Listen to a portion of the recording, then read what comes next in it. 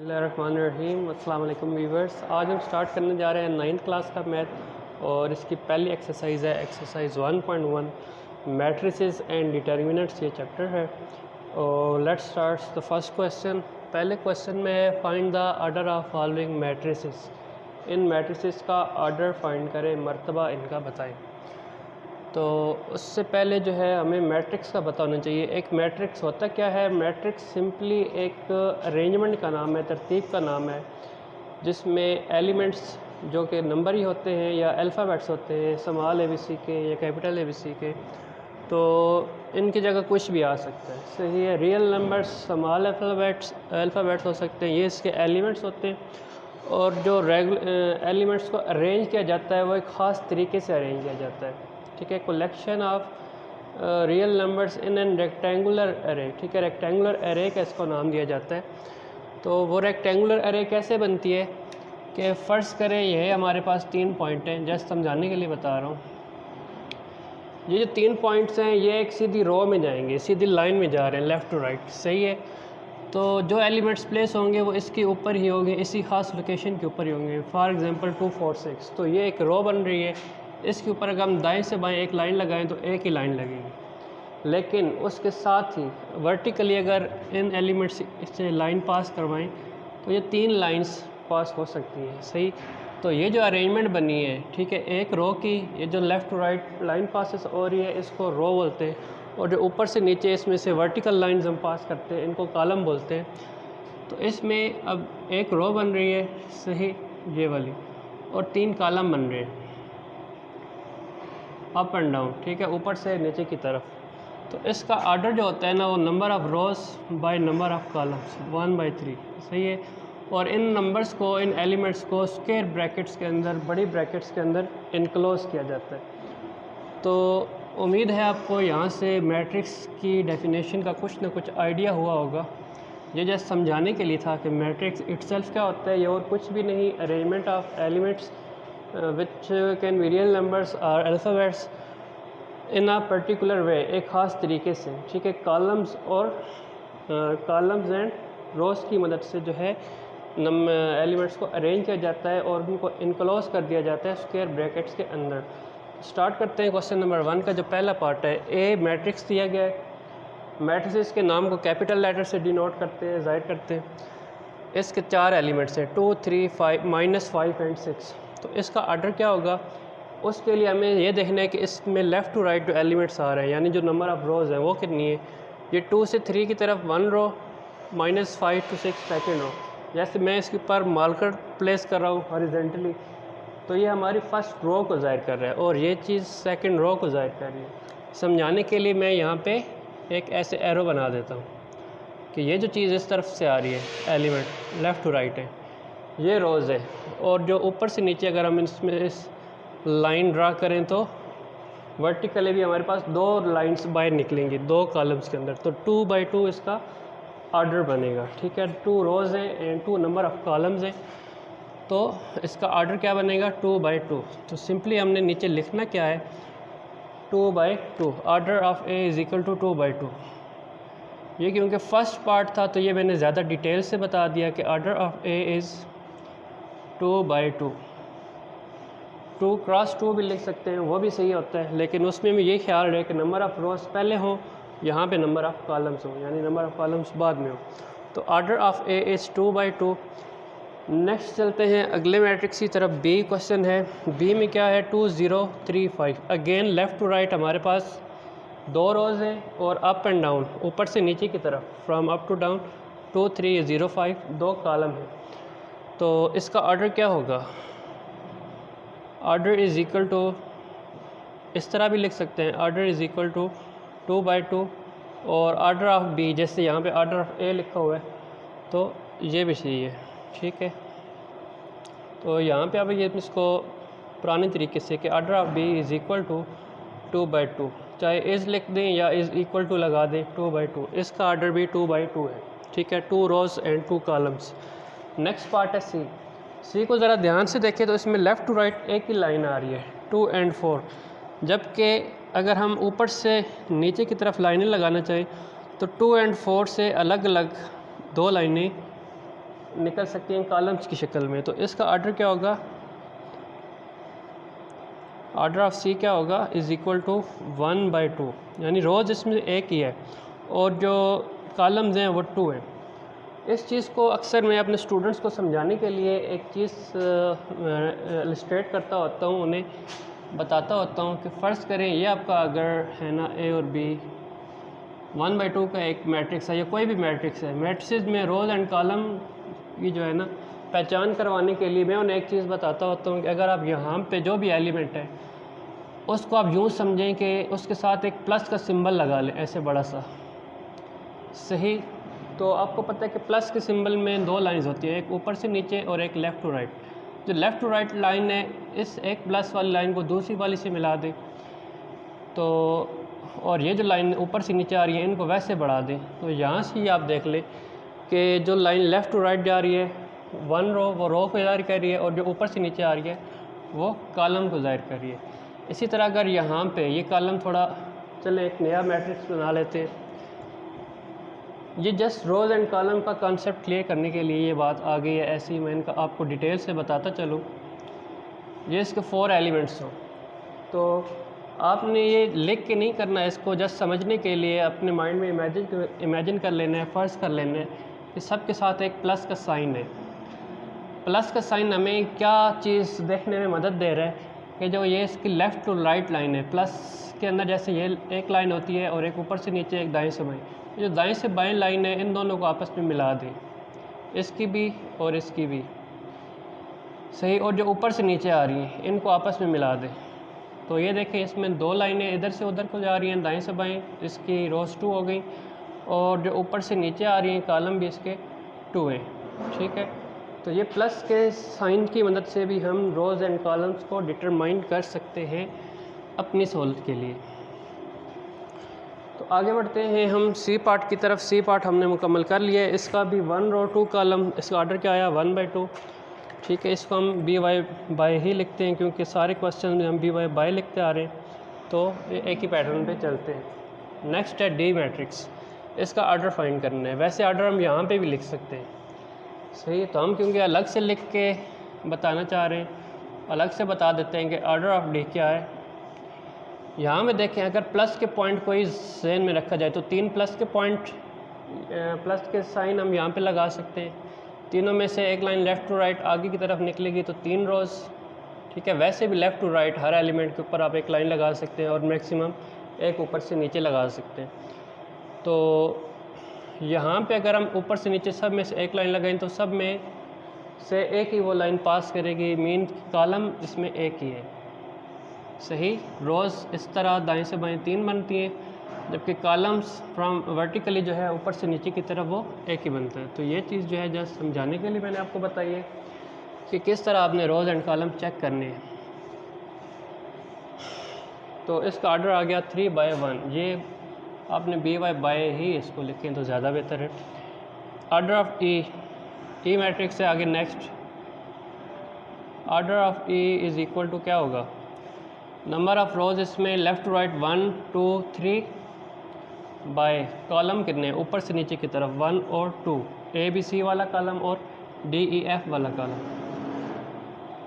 Next F part है, इसमें एक ही एलिमेंट है 2, तो order of F is equal to, इसके अंदर एक ही प्लस का साइन है, लेफ़्ट टू राइट भी एक ही लाइन और अप एंड डाउन भी एक ही लाइन जा रही है, तो इसका मतलब है कि इसका ऑर्डर 1/1 है, सही। 1 रो एंड 1 कॉलम। नेक्स्ट अगले पार्ट में हमारे पास जी मैट्रिक्स है। जी मैट्रिक्स में क्या हो रहा है कि लेफ़्ट टू राइट भी 3 लाइंस हैं और वर्टिकली ऊपर से नीचे भी 3 लाइंस इन तीनों कॉलम्स के अंदर से पास हो सकती हैं। तो इसका ऑर्डर जो है वो 3/3 है। Order of G is equal to 3/3। Last part हमारे पास जी के बाद एच रह गया है, वो इस साइड पे लिखा हुआ है, थोड़ा सा एच को देख लेते हैं। एच में आ रहा है 2 3 4 1 0 6, मीन 2 रोज़ हैं 3 कॉलम्स हैं। तो ऑर्डर ऑफ एच क्या होगा, order of H is equal to 2/3।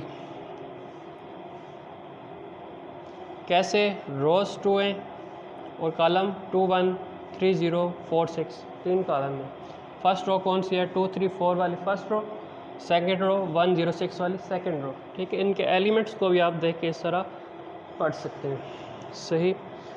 तो वैसे जो इसका मेन कंसेप्ट है इस पार्ट से ज़्यादा क्लियर होता है कि इसमें जस्ट वन एलिमेंट था एफ़ वाले में, और जैसे आपको मैंने समझने के लिए बताया कि इसके साथ अगर आप प्लस का साइन ज़हन में रखें तो लेफ़्ट टू राइट इसको इस तरह बढ़ाएं और ऊपर से नीचे, तो इसके अंदर एक कॉलम और एक रो ही हमें मिलती है। इट्स मीन कि 1 बाय 1 जो इसका ऑर्डर हमने लिखा है वो इस तरह से आ रहा है, सही हो गया जी। रियल लाइफ से इस चीज़ की एग्जांपल आपको मिलेगी, जितने भी डिस्प्लेज होते हैं उसमें जो रेजोल्यूशन होती है, ठीक है, पिक्सेल्स की जो डिवीजन हमने की हुई होती है वो भी रोज़ एंड कॉलम्स की मदद से होती, इन्हीं की कॉन्सेप्ट को यूज़ करके की जाती है। तो नेक्स्ट बढ़ते हैं हम क्वेश्चन नंबर 2 की तरफ। आ गया जी क्वेश्चन नंबर 2, और क्वेश्चन नंबर 2 में क्या करना है, which of the following matrices are equal, इनमें से कौन से मैट्रिसेस आपस में इक्वल हैं यानी बराबर हैं और कौन से नहीं हैं, तो ये बात हमने बतानी है। तो जो इक्वल मैट्रिसेस आ रहे हैं उसमें आपने जस्ट ऑब्ज़र्व करना है कि जो एक मैट्रिक्स है और जो दूसरा मैट्रिक्स है उन दोनों में किसके एलिमेंट्स जो हैं करस्पॉन्डिंग एलिमेंट्स आपस में बिल्कुल सेम हो और उसका ऑर्डर भी सेम हो। मीन ऑर्डर सेम होगा तो नेक्स्ट चीज़ जो है उसके एलिमेंट्स भी सेम होने चाहिए। अब कुछ मैट्रिसेस में इस तरह हो रहा है कि नंबर जो है वो फाइनल फॉर्म में अपने नहीं है, वो उसमें कुछ प्लस हो रहा है या माइनस हो रहा है। जैसे ये सी मैट्रिक्स है, इसके अंदर लिखा हुआ है 5-2, तो ये single matrix single element matrix है। इसको आपने 5-2 को अलग अलग दो एलिमेंट्स नहीं समझ लेने या कंसिडर कर लेने। 5 में से 2 माइनस हो के जब सॉल्व होगा तो ये भी 3 के इक्वल ही आएगा। तो ए में भी 3 है एलिमेंट, सी में भी जो फाइनल रिज़ल्ट है वो 3 ही बनता है। 5-2 3 सिंगल एलिमेंट ही इसमें आता है। तो यहाँ पे हम लिख सकते हैं कि A and C are equal matrices. और दूसरा इसको लिखने का क्या तरीका है, A is equal to C, इस तरह भी आप इसको लिख सकते हैं, सही हो गया जी। अगली जो चीज़ है, अगर हम ई को देखें, जे को देखें और एच को देखें, ई में आ रहा है 4062 जो इसके करस्पॉन्डिंग एलिमेंट्स हैं 4062 आ रहे हैं। जे में भी कुछ एलिमेंट्स फाइनल फॉर्म में नहीं लिखे हुए, इसमें कुछ प्लस हो रहा है कुछ माइनस हो रही है चीज़ें। तो 2 + 2 क्या बनता है 4, 2 - 2 0, 2 + 4 6 और 2 + 0 2। तो रिज़ल्ट जो है वो बिल्कुल ई के इक्वल आता है। और एच में भी सेम यही चीज़ है, ऑर्डर भी सेम है और नंबर ऑफ़ एलिमेंट्स भी सेम हो, बिल्कुल सेम होने चाहिए। सेम का वर्ड मैं यूज़ कर रहा हूँ कि करस्पॉन्डिंग एलिमेंट बिल्कुल एक जैसे हों, ऑर्डर भी सेम हो, तो तब दो मैट्रिक्स आपस में इक्वल होते हैं। तो यहाँ पे हम जस्ट सिंपली यूँ लिख सकते हैं कि E J and H are equal और E is equal to J is equal to H, इस तरह भी लिखा जा सकता है। अगर आप स्टेटमेंट की शक्ल में लिखना चाहते हैं, जैसे यहाँ मैंने लिखा है A and C are equal matrices, तो आप यहाँ पे भी लिख सकते हैं कि E J and H are equal matrices, ठीक है, कि तीनों आपस में इक्वल मैट्रिसेस हैं। नेक्स्ट आगे हमारे पास जी चीज़ आ रही है, बी मैट्रिक्स में दो एलिमेंट है 3 5, आई में है 3 और सेकंड एलिमेंट है 3 + 2 विच इज़ आल्सो 5। तो 3 + 2 5 बनता है, 3 और 5 ये भी, 3 और 5 ये भी। तो B is equal to I, B matrix और आई मैट्रिक्स आपस में इक्वल हैं। यही चीज़ हमसे पूछी गई है कि which of the following matrix are equal. तो B and I are equal, चाहे आप स्टेटमेंट की शक्ल में लिखें चाहे इस फॉर्म में लिखें। नेक्स्ट पार्ट है जी एफ़ में देखें एलिमेंट्स आ रहे हैं कि कॉलम में 2 और 6, और जो जी के एलिमेंट्स हैं वो फाइनल फॉर्म में नहीं है। 3 में से 1 माइनस हो रहा है, 3 में 3 ऐड हो रहा है। एलिमेंट्स इसके दो ही हैं, जस्ट उनमें से कुछ नंबर प्लस माइनस हो रहे हैं। तो अगर इसको फाइनल फॉर्म में लिखें, which implies G is equal to 2 और 6, ठीक है, 3 - 1 2 बनेगा, 3 + 3 6 बनेगा। तो 2 और 6 यहाँ भी, 2 और 6 यहाँ भी। तो इसका मतलब क्या हुआ कि F is equal to G, यानी F matrices is equal to G. तो ये यहाँ तक आपके पास सोल्यूशन आ गया क्वेश्चन नंबर 2 का। अगर आपको इसमें से कोई चीज़ समझ ना आई हो तो आप ज़रूर जो है कमेंट सेक्शन में जाके मुझसे पूछा करें, आपको उसका रिस्पांस जो है वो मिलेगा। नेक्स्ट है G question number 3, last question है इस एक्सरसाइज का। Find the values of A B C and D which satisfies the matrix equation. तो स्टार्ट करते हैं इसका सोल्यूशन। मैट्रिक्स इक्वेशन क्या होगी कि जब भी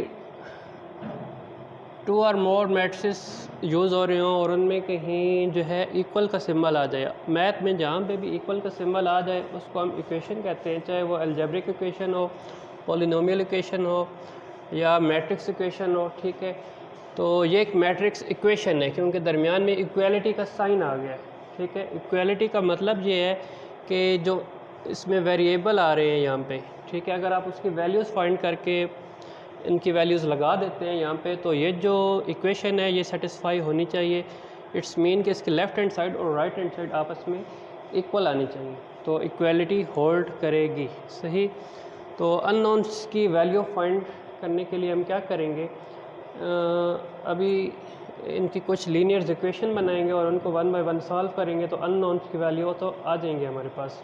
आपने क्या काम करना है, आपने जस्ट ये चीज़ याद रखनी है कि जब भी दो मैट्रिसेस के दरमियान में इक्वल का साइन आ जाए और उसका ऑर्डर भी सेम हो, ठीक है, डेफिनेटली ऑर्डर सेम होगा तभी वो आपस में इक्वल होंगे, तो मोस्टली ऑर्डर सेम ही होता है, तो उनके जो क्रॉसपॉन्डिंग एलिमेंट्स होते हैं उसको हम आपस में इक्वल रखते हैं। ठीक है, जब भी दो मैट्रिक्स इक्वल दिए जाएंगे क्वेश्चन में ही हमें, तो क्रॉसपॉन्डिंग एलिमेंट्स यानी 1 को 1 के इक्वल, सेकंड वाले को सेकंड के इक्वल, थर्ड वाले को थर्ड के, फोर्थ वाले को फोर्थ के इक्वल आपने रखना है। और इसी तरह अगर ज़्यादा एलिमेंट्स वाले मैट्रिसेस हैं हायर ऑर्डर वाले, तो उसको उस लिहाज से आपने जो है टैकल करना है। यहाँ पे हम स्टार्ट करते हैं जी, फर्स्ट एलिमेंट है, या यहाँ पे हम एक स्टेटमेंट लिखते हैं, कंपेयरिंग क्रॉसपॉन्डिंग एलिमेंट्स। ये लिख भी दें तो बेहतर है, अदरवाइज़ जो है अगर मैट्रिसेस दोनों इक्वल गिवन हैं तो उनके क्रॉसपॉन्डिंग एलिमेंट्स भी इक्वल हैं। इसको हम इक्वेशन 1 2 3 4 का नाम भी देंगे। इस साइन का मतलब है कि इसको हमने इक्वेशन 1 कह रहे हैं। a+2b, यहाँ से सेकंड एलिमेंट, इधर से सेकंड एलिमेंट क्या है -7, यह हमारी इक्वेशन 2 का काम करेगा। 3 में है थर्ड एलिमेंट c-1, इधर से 3 आ रहा है, इक्वेशन नंबर 3। फोर्थ में क्या हो रहा है जी, यहाँ पे 4d-6 एंड इधर आ रहा है इसका करस्पॉन्डिंग एलिमेंट चौथा, यहाँ से 2d। ठीक है, फोर्थ को फोर्थ से कंपेयर किया, फर्स्ट को फर्स्ट से, सेकंड को सेकंड से, इस तरह हमारे पास ये 4 लीनियर इक्वेशंस आ गई ए एंड बी में, A B C and D में डिफरेंट्स ये इक्वेशन है। तो अब हमने 1 बाय 1 इनको सॉल्व करके जो है वो इनकी वैल्यूज़ निकालनी है और यहाँ पे पुट करनी है, दोनों साइड्स इक्वल होंगी। इसका मतलब क्या है कि ये वैल्यूज़ जो हमने फाइंड की हैं ए बी सी डी की, वो इस मैट्रिक्स इक्वेशन को सेटिस्फाई करती हैं या नहीं, तो वो टेस्ट करने के बाद पता चलेगा। फर्स्ट ऑफ ऑल हम यूजिंग इक्वेशन 3, नेक्स्ट नीचे जगह नहीं है तो मैं आगे यहाँ पे स्टार्ट कर रहा हूँ इसका सोल्यूशन। इक्वेशन 3 को आप यूज़ करें। इक्वेशन 3 में क्या आ रहा है, c-1 is equal to 3, minus का 1 इक्वल के उस साइड पे जाएगा तो क्या हो जाएगा, प्लस का 1, तो 3 + 1 क्या हो गए 4। यहाँ से आपके पास c की वैल्यू आ गई। इसको अगर आप 1 में पुट करते हैं तो a की वैल्यू भी आपके पास आ सकती है। पुट c = 4 या put value of c in 1, equation 1। तो इक्वेशन 1 में आप पुट कर रहे हैं, ये इक्वेशन 1 है, c की जगह 4 पुट करें तो a की वैल्यू आ गई, प्लस का 4 उधर जाएगा -4, तो 2 वैल्यूज़ आपके पास आ चुकी हैं। नेक्स्ट हम किस इक्वेशन को यूज़ करेंगे, इक्वेशन 2 में अगर हम a की वैल्यू पुट करें तो वहाँ से हमारे पास जो है वो b की वैल्यू बड़ी आसानी से आ सकती है। तो यूजिंग इक्वेशन 2,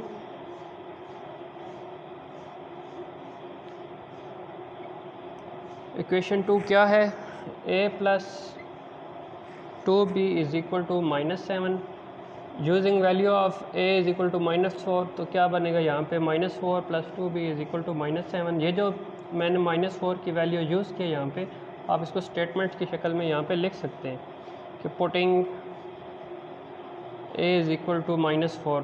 ठीक है, यहाँ पे तो माइनस का 4 उधर ले जाएं, प्लस का 4 हो जाएगा, माइनस का 7 और प्लस का 4 हो तो क्या बचता है -3।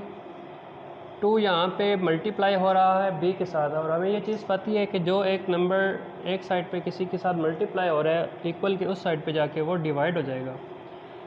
सेकंड क्या तरीका है इस 2 को यहाँ से ख़त्म करने का कि आप दोनों साइड पे 2 से डिवाइड करवा दें। इस साइड वाला 2 कैंसिल हो जाएगा और उधर वहाँ पे -3 के नीचे 2 आ जाएगा।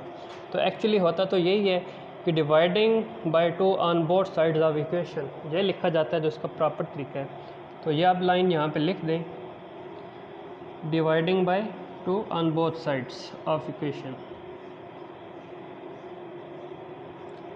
सही, तो b इज़ इक्वल टू -3/2 आपके पास इसका सलूशन आ जाएगा। यहाँ पे नीचे कुछ नंबर नज़र नहीं आ रहे थे तो ये मैंने उसको क्लियर करके लिख दिया है। ये चीज़ हमारे पास आई थी कि 2b इज़ इक्वल टू -3, तो dividing by 2 on both sides b is equal to -3/2। ठीक है, यहाँ तक हमारे पास b की वैल्यू आ चुकी है। नेक्स्ट हमने इक्वेशन d को यूज़ करना है, इक्वेशन नंबर 4 को यूज़ करना है और d की वैल्यू निकालनी है। तो उसके लिए मैं ये कुछ पार्ट ट्रेस करने लगा हूँ जहाँ तक हमने a और b की वैल्यूज़ निकाली हैं। तो नेक्स्ट जो है फिर हम d की वैल्यू यहाँ पे यूजिंग इक्वेशन 4 को क्यों यूज़ करना है, ताकि हम d की वैल्यू फाइंड करें। Using equation 4d -6 is equal to 2d।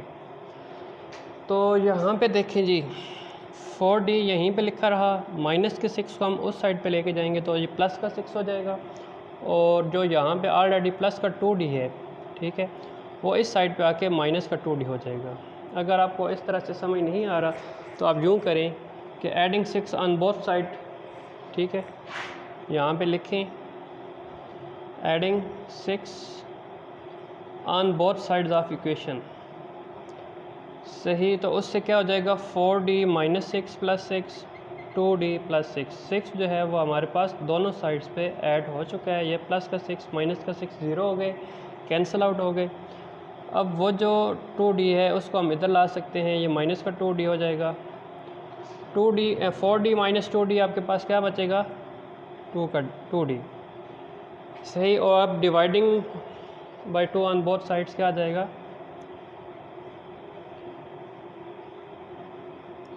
दोनों साइड से अगर अब आप 2 से डिवाइड करवाते हो तो d इज़ इक्वल टू आ जाएगा 6/2 which is equal to 3, which implies d is equal to 3। तो यहाँ पे हमारे पास a की वैल्यू ये आई थी, c की, b की, और d की वैल्यू क्या आ चुकी है, 3। ठीक है जी।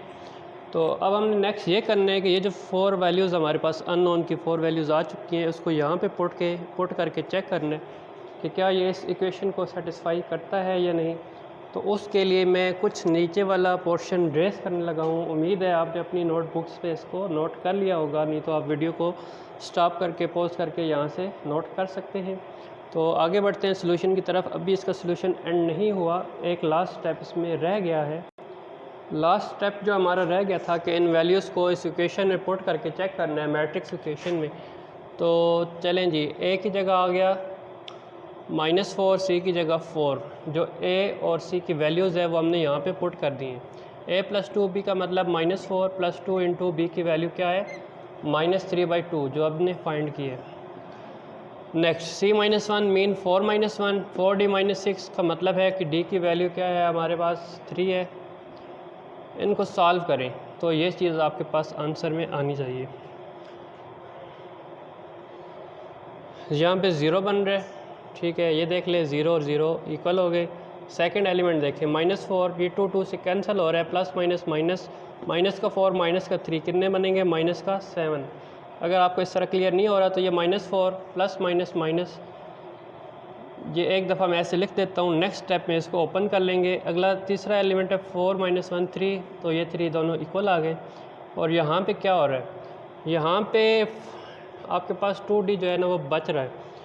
सही, तो उसके लिए हमें क्या करना है कि यहाँ पे जो d की वैल्यू 3 आ रही है, जो 6 बच रहा है उसको हमने 2 × 3 की फॉर्म में लिखना है और 3 की जगह हम d लगा देंगे। तो ये 4 3 12 होता है, 12 - 6 हमारे पास क्या बचेगा जी, ये माइनस का 4 माइनस का 3 माइनस का 7 बने, ये 3, 12 - 6 6 ही होगा। लेकिन 2d बनाने के लिए से हम क्या करेंगे, 2 × 3 लिखेंगे और 0 - 7 3 और 2 × d। सही, क्योंकि 3 क्या है, 3 is equal to because d is equal to 3। तो 3 की जगह हम d वापस यहाँ पे पुट कर सकते हैं। तो ये वाली साइड और ये वाली साइड इक्वल आ गई। हमने लेफ़्ट साइड में वैल्यूज़ पुट की, राइट हैंड साइड की इक्वल आ गया, ठीक है, which is equal to right hand side hence proved.